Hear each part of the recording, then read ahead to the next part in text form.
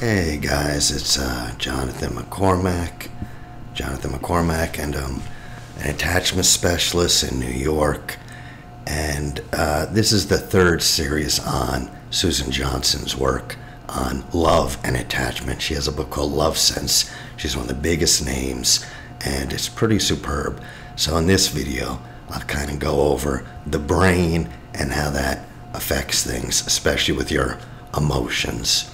The idea is that the first 2 years of your life, you make an internal working model. And that kind of tells you just how you've related to your parents, your caregivers, how they've related to you. It tells you what to expect from others and what can be expected from you.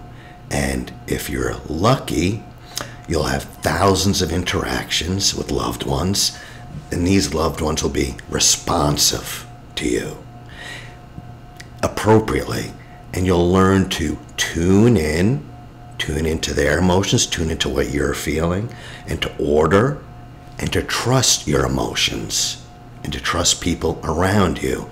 Some people with attachment problems, I hear, I can't trust what I'm feeling because it's so large, I don't know if it's appropriate to the situation.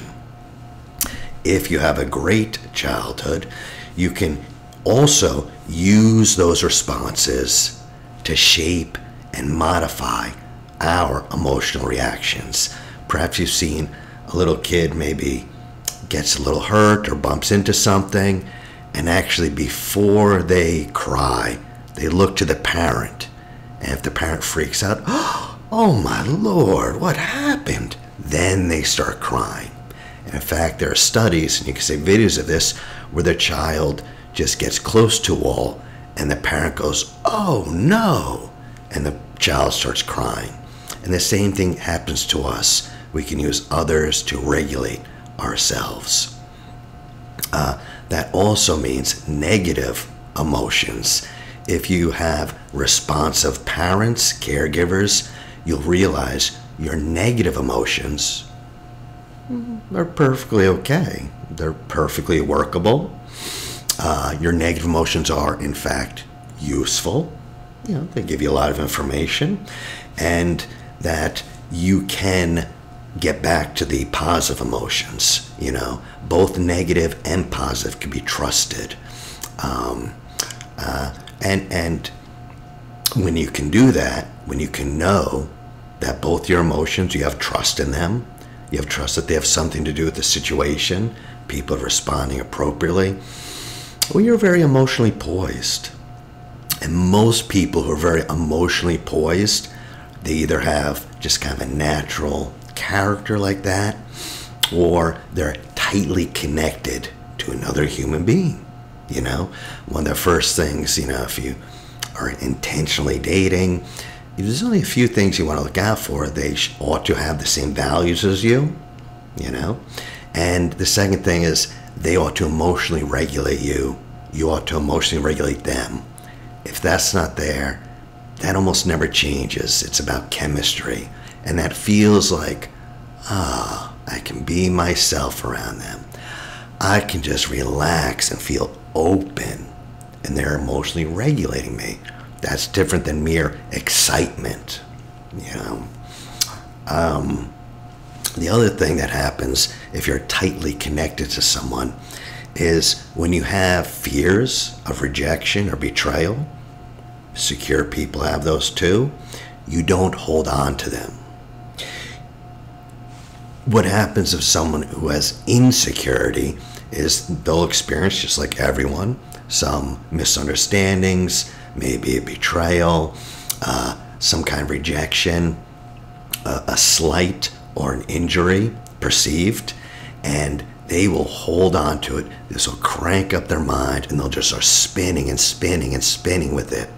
So the difference between a secure person and an insecure person really isn't, oh, the secure person never fears betrayal, never gets hurt by rejection. Oh no, they do. But they have confidence that they can deal with it, and then secondary emotions don't happen that make it huge and expand on it, and you just go on and ruminate about it. And all that kind of adds up to the fact that the more secure we are, the more able we are to turn emotions up or down. We can self-regulate, you know? And a secure base creates safety. And when we feel safe, well, we can continue to foster personal growth, emotional balance, loving connection. If you never feel safe, those things are going to be very difficult. As far as happiness goes, in the literature, happiness studies kind of show that happiness, it's not only a sign of flourishing, you know, if you're happy, you're flourishing, but it's also an impulse that creates that flourishing, you know. It's kind of like sunlight, you know. If you're happy or you're feeling joy, that will make you more alive, more adventurous, and more likely to explore and to grow as a person. Happiness, just feeling happy or joyous, it moves you forward, outward, helps you engage with both loved ones and strangers. Psychologically, we say this sends us into approach behavior, you know. Approach behavior means you're approaching someone. That can happen in two ways. It can happen with anger, you know, you lash out at someone, or it can be softer, more inquisitive. You're curious about them. It's hard to be curious about another human being, even your partner, if you're always worrying and upset and emotionally dysregulated. And studies have shown that negative emotions, anger, fear, they actually narrow your focus. Positive emotions expand your range of thoughts. I personally don't think anger is ever warranted. It always seems to make people less creative, less clear, and less able to deal with the situation, you know. It's kind of interesting that they even did a bunch of studies asking people who felt joyous. So they had them watch clips on a screen of like joyous occasions, and then they ask them, by the way, what would you like to do now? And it's always expansive. It's always, I want to go and explore, do something, engage with someone. Then they show the same clips with very negative things happen. What do you want to do? That shuts down curiosity. That shuts down desire to engage and explore, you know. Positive emotions even do more than that. They actually undo negative emotions. A lot of us have negative emotions. They just come up. But that's okay if we can cultivate positive emotions. If we, you know, what do women say? I want a guy who makes me laugh. Very true. Because if you have a lot of negative emotions, anxiety, your partner helping you laugh will actually it won't just distract you. It'll actually undo those negative emotions. And this happens all the time. You make a careless remark, a hurtful remark, and what do people do? They make a joke right after to kind of lighten the mood. And we see this in movies all the time. That war-torn hero, he's just devastated, and he stumbles into an empty church or something, and he hears choir music, and they're uplifted, you know. It's the opposite of emo, you know, emo music, you know. So positive emotions and beliefs, they fuel resilience, and they help you bounce back from adversity. People are like, how can I be more resilient? How can I kind of bounce back from my problems? You cultivate positive emotions. You know, Rick Hansen does a lot of this with Buddha Brain, the science of happiness.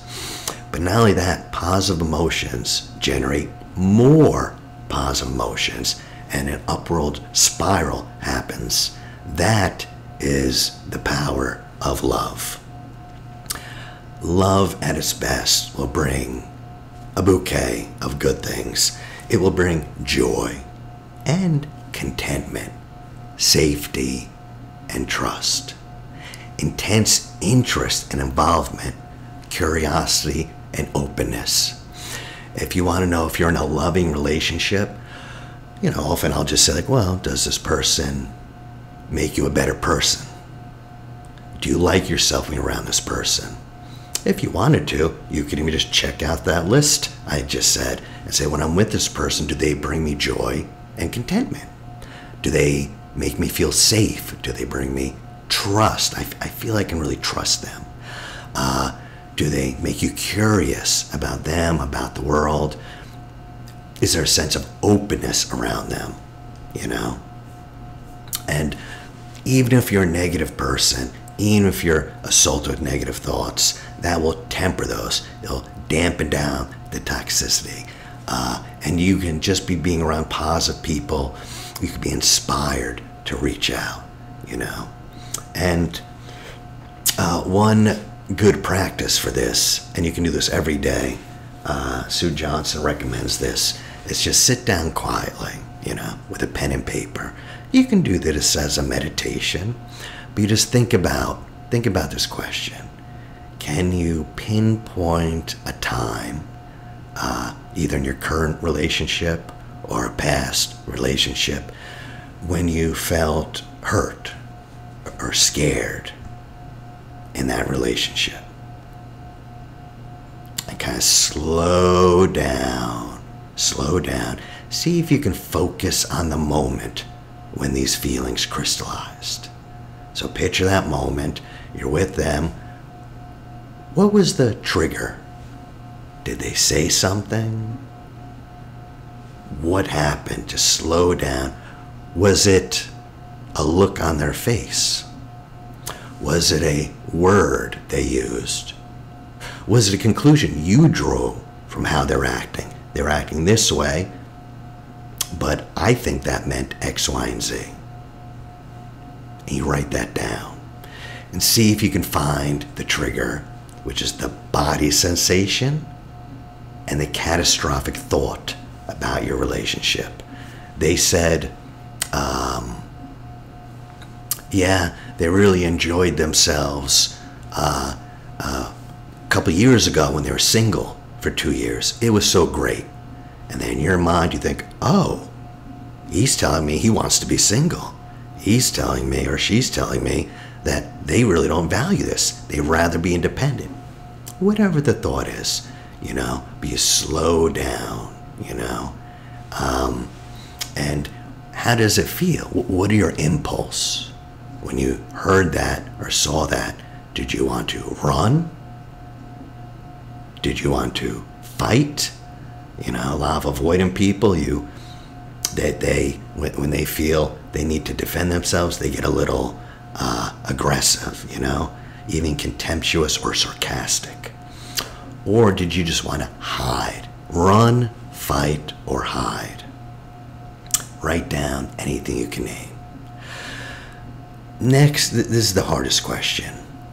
What did you do? And try to focus just on one action. Use a verb. Ignore the desire to defend yourself. You ask someone like, oh, what did you do then? And they'll say, well, I did this because, he said this before, and I remember a couple of years ago, and that's fine. Or, and he was really wrong about this, she, blah, blah, blah. No. See if you can find one word, a perfect word, that just distills your emotional experience. The reason this is important is because there's actually recently an MRI study showed that being able to put feelings into words actually calms your painful and difficult emotions. So oftentimes, I'll ask people well, how did that feel? Good, bad, not good. If you don't have the words, it's going to be really hard to regulate yourself. It's going to be really hard to be resilient in life. Dan Siegel even has a chart, something like the feelings chart or the feelings wheel, and it's good to look at. And when I start with people, usually their feelings are good, bad, then we get a little more accurate. It was beneficial, positive, negative. Keep going. And then we'll get actual emotions. I felt loved. I felt hurt. Oh, what kind of hurt? Betrayed? The more specific you get, the more your emotions will settle down. So see if you can crystallize one word. This is a great practice. Seems simple, makes a big difference. And then ask yourself, what do you think your partner saw? Did he or she see what you were really feeling? Or did they just look at you and see annoyance? Did you signal your real emotion? Or did you throw the mask on to protect yourself? So, recently someone was saying I was with my family and their brother said something really hurtful, and they just either said nothing or kind of just rolled their eyes. But there's an expression that is now frozen. They wanted to express something, and asked them how it felt, and they told me a story. Well, it's because this and because he did this, but they didn't tell me how they felt. Okay. But how did that feel? I had to keep asking to get a feeling, And that blank state did not express his real emotion. His real emotion was, of course, anger. Underneath that was hurt. So his real emotion would be like, the brother would say this, and he'd be like, oh, really? Like, how could you, But instead, he was blank. Well, if you're blank, no one will know how you're feeling.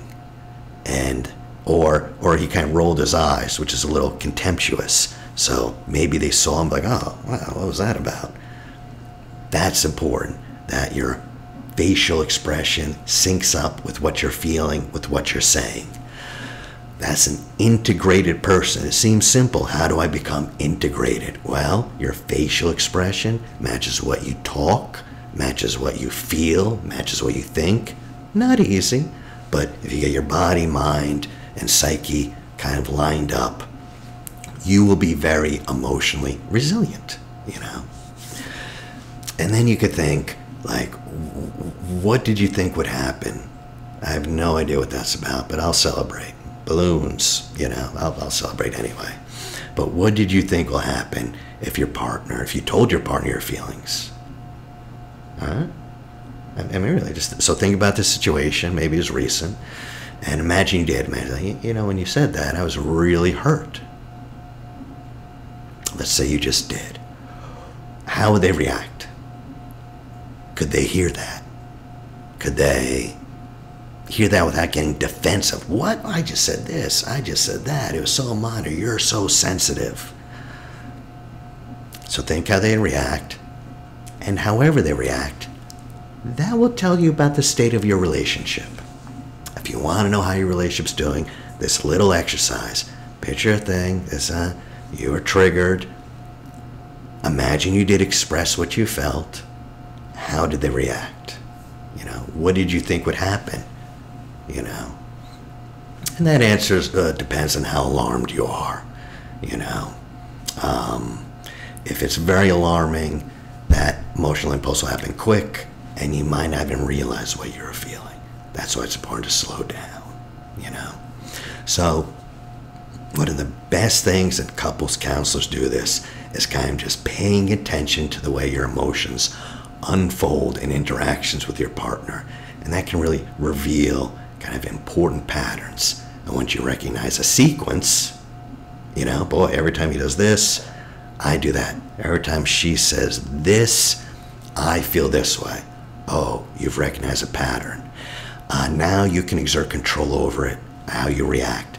And I know people that when they met when they were 22, they just got caught into a certain pattern, and I swear, even at age 70, they're still doing it. I have many people, friends, clients tell me, boy, growing up, my mother and father always used to fight like this. And even though they're in their 70s, exact same patterns playing out. You really don't want that to be you. So anyway, I'll continue this series, but that's really kind of how emotions play in the relationship. Thanks for listening.